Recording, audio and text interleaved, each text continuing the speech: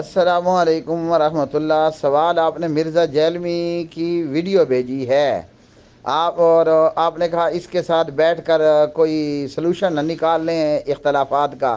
محترم بھائی، پہلی بات یاد رکھیں کہ جو میرے امام اور میرے قائد اور میرے مقتدا اور میرے پیشوا صدیق اکبر فاروق اعظم تے تھوڑا بھلا ہو جائے، عثمان ذو النورین تے تھوڑا بھلا ہو جائے، معاویہ ابن ابی سفیان، بلکہ معاویہ کا پورا خاندان کر لو، فیملی اس کی پوری، رضی اللہ عنہ مجمعین، جو ان حضرات کا اور میری ماں عائشہ رضی اللہ عنہ جو ان کا تقدس نہیں کرتا نا، وہ میرے جوتے کی نوک پر ہم اپنے باپ کے قاتل کے ساتھ بھی ٹیبل ٹاک کر سکتے ہیں، یاد رکھ لو۔ میں اپنی ماں اور باپ کو عائشہ کی تھوک پر بھی قربان کر دوں، میں اپنی پوری نسل اور اولاد اور فیملی کو حضرت معاویہ رضی اللہ عنہ کے لم پر قربان کر دوں۔ یہ لم سرائکی کا ورڈ ہے، امید ہے آپ کو سمجھ آئے گی، ٹھیک ہے جی۔ میں خود کو اور اپنی فیملی کو حضرت معاویہ رضی اللہ عنہ کے لم پر قربان کر دوں، نہ پتہ چلے تو بتا دوں گا لم ہم کسے کہتے ہیں سرائکی سپیکنگ۔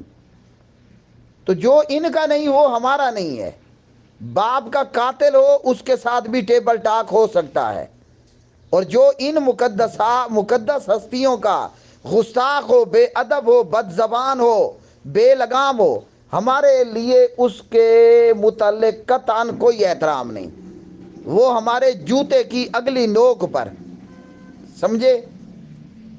دوسری بات یہ ہے بھائی، ایک اچھی بات شیطان اس لیے کرتا ہے تاکہ لوگوں کو اپنے قریب کیا جائے، ٹھیک ہے جی۔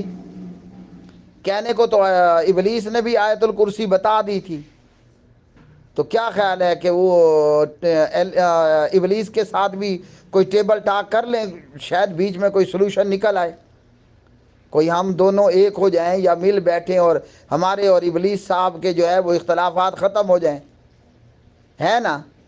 کیا مشورہ ہے آپ کا؟ تو اس لیے میرے بھائی یہ جو اس طرح کے سپیکر ہوتے ہیں نا، وہ ایک آدھ بات ہر مسلک کے متعلق کرتے ہیں، کیوں؟ بے وقوفوں کو اپنے قریب کرنے کا ایک طریقہ ہے۔ آپ نے مچھلی پکڑنی ہے تو خالی کنڈی ڈال دو، مچھلی کبھی بھی نہیں آئے گی، ہلکی سی کلیجی لگا دو ہلکا سا اس کے اوپر سانپا لگا دو، وہ نرم زمین میں سے ایک چھوٹا سا کیڑا نکلتا ہے، ہم اسے سانپا کہتے ہیں، تو مچھلی فوراً پکڑی آپ کی کنڈی میں آ جائے گی۔